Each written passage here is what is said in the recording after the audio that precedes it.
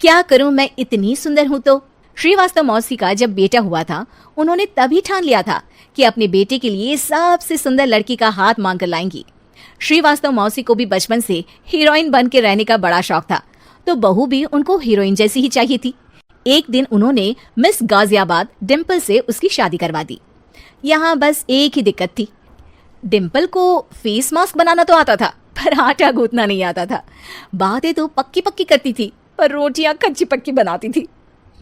कमला बहन, मानना पड़ेगा, आप शहर की सबसे सुंदर लड़की को ब्याह कर ले आई है अपने बेटे के लिए। अब इसमें हमने तो कुछ नहीं किया भाई साहब, सब ऊपर वाले की कृपा है। जी जी, तो क्या क्या कर लेती है आपकी बहू? सब कुछ। जाओ बेटा डिम्पल, शर्मा जी के लिए थोड़ा नाश्ता पानी बना लाओ। डिम्पल नजदीक जाकर श्रीवास्तव मौसी के कान में फुसफुसाती है। मम्मी जी, नाश्ता बनाना तो नहीं आता, सिर्फ पानी ले आओ। अरे बेटा, तुझे देखने कितने लोग आए हैं, इन सबको पानी पिलाने का ही इरादा है क्या? सुंदर हूँ इसलिए देखने आए हैं। क्या करूँ, मैं इतनी सुंदर हूँ तो अभी बताओ ना, क्या करूँ मैं? अरे बेटा, कुछ मत कर, खाना बनाना सीख ले बस। श्रीवास्तव मौसी के लिस्ट में सुंदरता सबसे ऊपर आती थी और उन्हें उसी का फल मिला। उनके बेटे अशोक ने एक दिन माँ से शिकायत की। माँ, कैसी बहू ढूंढ कर लाई हो? मैं शाम को थक हार कर घर लौटता हूँ तो मुझे कहती है, आज पेडिक्योर करना है, करवा दोगे? अरे जबकि दिन भर काम करके पाँव मेरे थके थे। अरे बेटा ठीक है ना, धीरे धीरे सीख जाएगी। अरे क्या सीख जाएगी माँ, उससे कुछ भी नहीं आता। हफ्ते भर का शेड्यूल बना लिया है उसने, पेडिक्योर, हेड मसाज, मुल्तानी मिट्टी का ये वो, अरे पता नहीं क्या क्या। अरे मुझे तो नाम भी नहीं आते। देख बेटा, खाना बनाना, सब्जी काटना, ये सब सीखा जा सकता है, पर सुंदरता नहीं सीखी जा सकती। इतनी सुंदर बहू मिली है, फिर भी तू खुश नहीं है, कैसा बेटा है तू?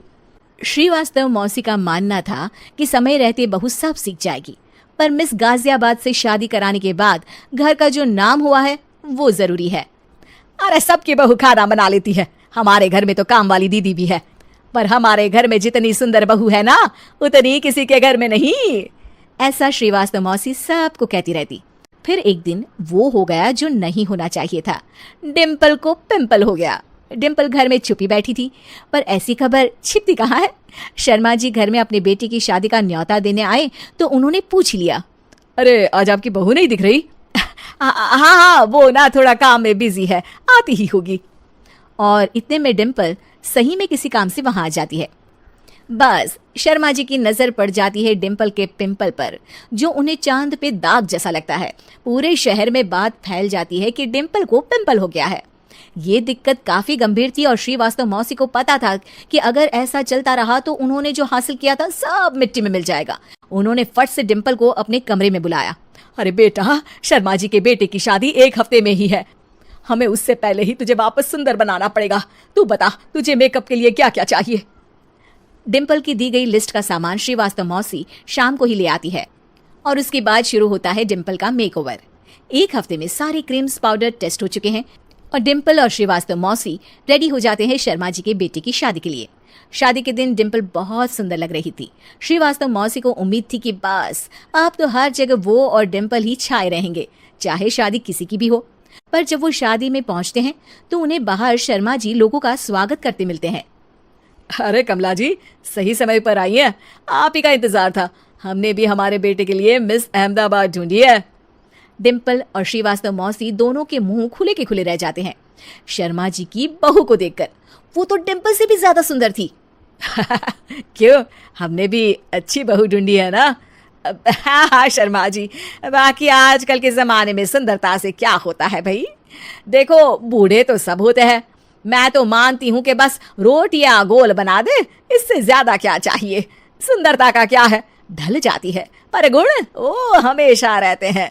अरे बाबा, इतना बड़ा ज्ञान आपको कोई गुरु भी नहीं देता जितना बड़ा ज्ञान आपको एक छोटे से पिंपल से मिल गया।